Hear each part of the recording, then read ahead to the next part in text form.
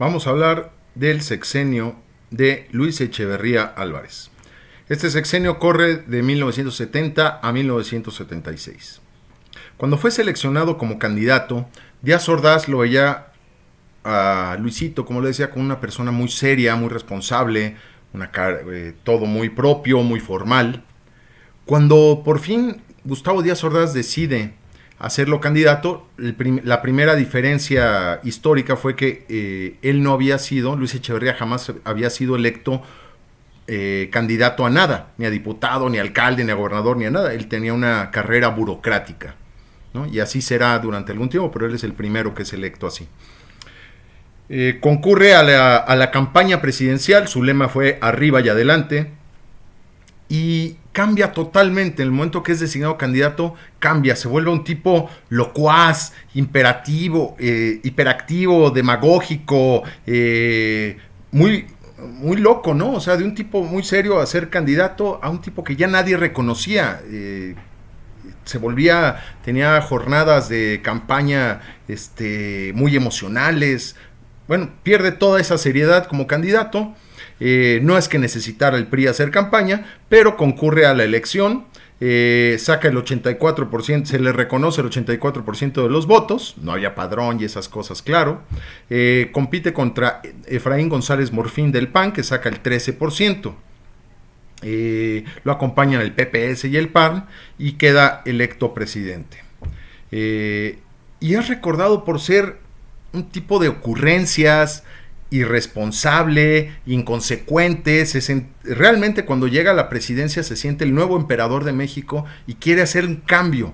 Quiere ser el heredero no de Díaz Ordaz, sino de Lázaro Cárdenas, que poco después fallece, y entonces él dice, yo soy el heredero ahora de Lázaro Cárdenas. Se tira en esta cuestión del péndulo, se va hacia la izquierda, pero no quiere demostrar a los Estados Unidos que es totalmente comunista. Entonces, en imagen internacional, él empieza a querer ser el líder del tercer mundo.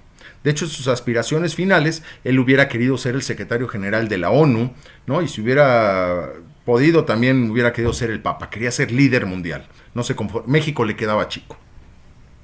Su esposa, Marister Zuno, compartía el poder y también era una mujer muy fuerte, de una familia muy, muy dura de allá de Jalisco, y también compartía todo esto. Le entra un espíritu como de mexicanidad, un poco chusca, y por ejemplo en los eventos internacionales donde se juntaban recepción de embajadores, visitas importantes, en lugar de dar lo que se da en cualquier país del mundo, algún tipo de bebidas o lo que fuera, daba aguas frescas, ¿no? Con horchata, jamaica, tamarindo, es lo que daba en esas.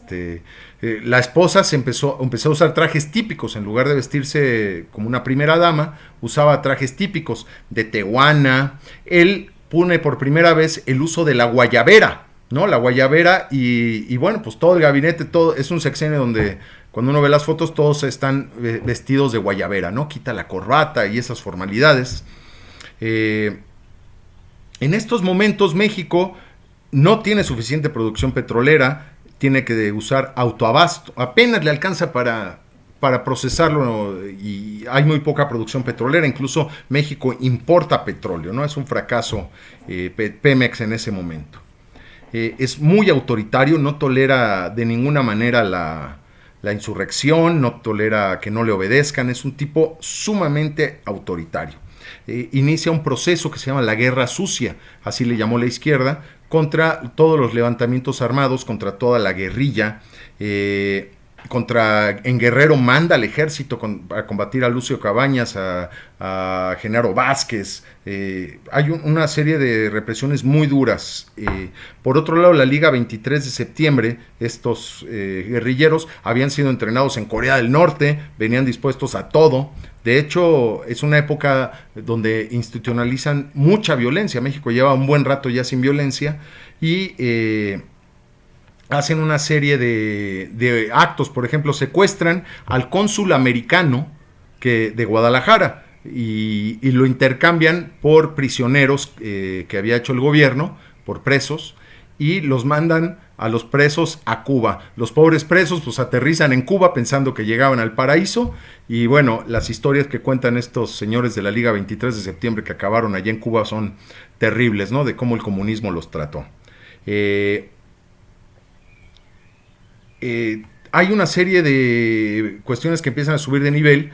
La más grave fue el secuestro de un empresario muy importante, el señor Garza Sada, allá en Monterrey, entre los cuales había un muchachito que fue un secuestrador y que estuvo en el asesinato de este importante empresario de Nuevo León, que se llamaba Jesús Piedra Ibarra. Su mamá y su papá eran comunistas, lo habían entrenado y todo, pero cuando Echeverría lo arresta, es desaparecido, no se sabe si asesinado o no, pero entonces la señora empieza una campaña de buscar la reaparición de su hijo, y esto lo llevará a la Cámara de Diputados, al Senado, y hoy su hija es la comisionada de Derechos Humanos de López Obrador. Entonces, pues hay consecuencias. El 10 de junio de 1971 hay una protesta social, hay estudiantes ahí protestando, y manda un cuerpo que se llaman los halcones a reprimirlo, y los reprimen quizá no con la fuerza de la matanza de armas de fuego y todo, pero sí con palos, con kendos y con todo, y hacen una represión muy dura, muy violenta, y arrestan a todos estos. Se llama el halconazo, y fue el 10 de junio de 1971. La prensa empieza a rebelarse. El periódico más importante entonces era el Excelsior, y pues ante la ambición que había de prensa libre, se les reprime. Salen muchos de Excelsior, el gobierno lo toma, mete al sindicato, hay un problema muy fuerte para deshacer Excelsior. Salen de Excelsior y crean la revista Proceso, que desde entonces es una revista muy combativa, muy antigobiernista, y que hoy mismo intenta seguir esa línea antigobiernista, aunque sea morena.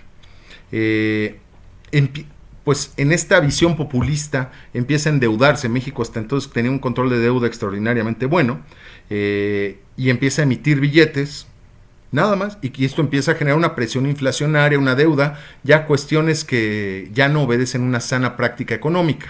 Aquí empieza la debacle económica de México con Luis Echeverría.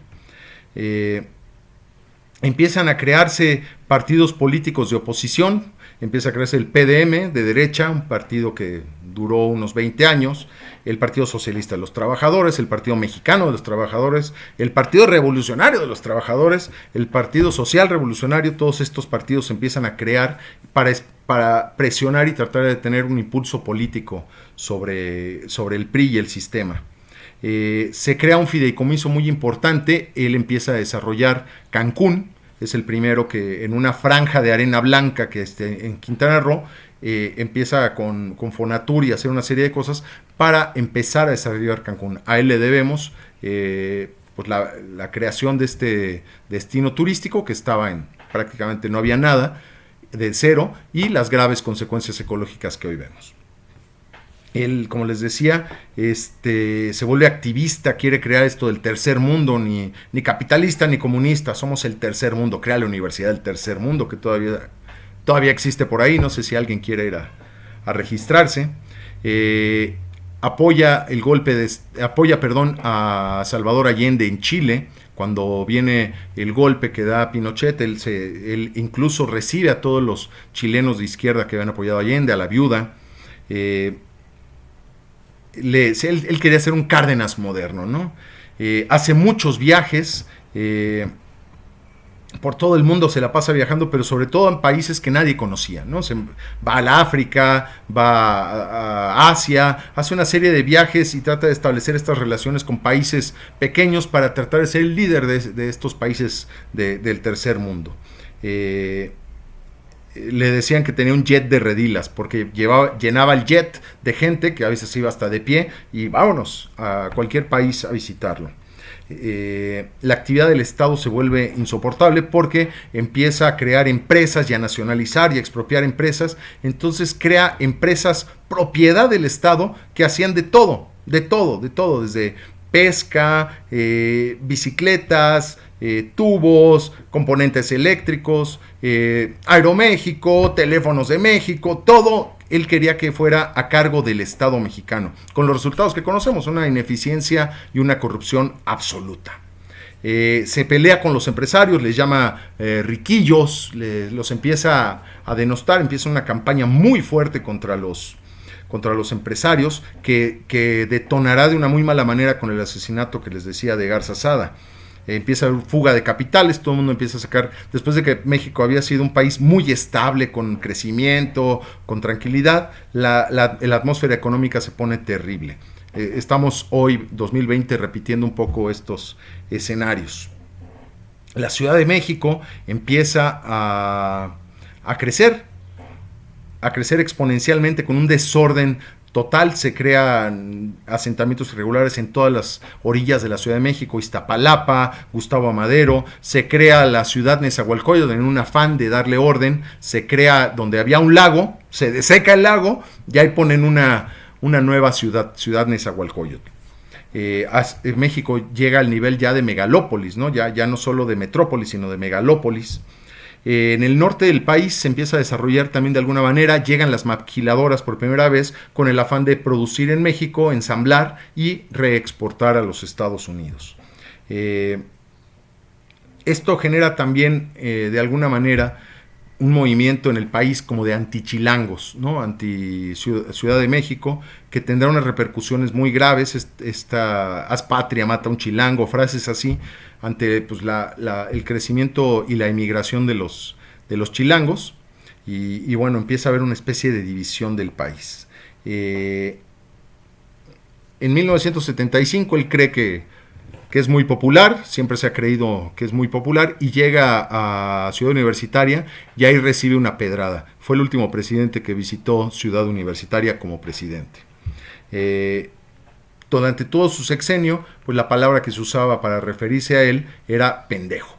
Entonces ya sabía uno a quién se refería. De hecho, se hacen muchísimos chistes sobre él, de sus estupideces. En esos tiempos pues no había redes sociales, pero lo más cercano era que se grababan los chistes en cassettes, unos cassettes que se ponían en un aparato de sonido y se podían reproducir, y esa era una manera de protesta contra Luis Echeverría. Lleva al país a una situación, un estrés económico muy fuerte, truena las cadenas de producción, lo que sustituye a cargo del Estado lo hace mal, se endeuda, genera mucha moneda, emisión de moneda, y esto provoca una gran inflación. Entonces Luis Echeverría, para cerrar su sexenio, y esto vuelve, que cada vez que se cerraba un sexenio lo vuelve atemorizante, y cierra el sexenio con una devaluación. El dólar estaba todavía en 12.50 más o menos, y lo devalúa. No había libre mercado, el tipo de cambio lo ponía el Estado mexicano, y lo manda hasta 25 pesos, es decir, cualquiera que tenía, el valor de la moneda mexicana se fue a la mitad de precio. Fue un sexenio de demasiada pelea, ideología socialista, estatización, crisis económica, pelea con los empresarios, represión con todo. Fue un sexenio realmente muy lamentable, porque dentro del orden que había mantenido México 25 años, él viene a romper con todo. Por supuesto, todo este afán que tenía de ser Superman, tenía reuniones a la hora que se le ocurría, 2, 3 de la mañana convocaba a su gabinete, hablaba y hablaba sin parar. De cualquier tema se sentía experto. Se hablaba de limones, hablaba 4 horas de limones, de azúcar, de acero, de Estados Unidos, de lo que fuera. Entonces fue un gobierno muy desorganizado. Él se sentía realmente el dueño de México, el emperador de México, el que sabía todo, y esta grave soberbia lo lleva a tener graves tropezones, no solo a él, que no es importante, sino los tropezones que tuvo México en materia económica, política y social.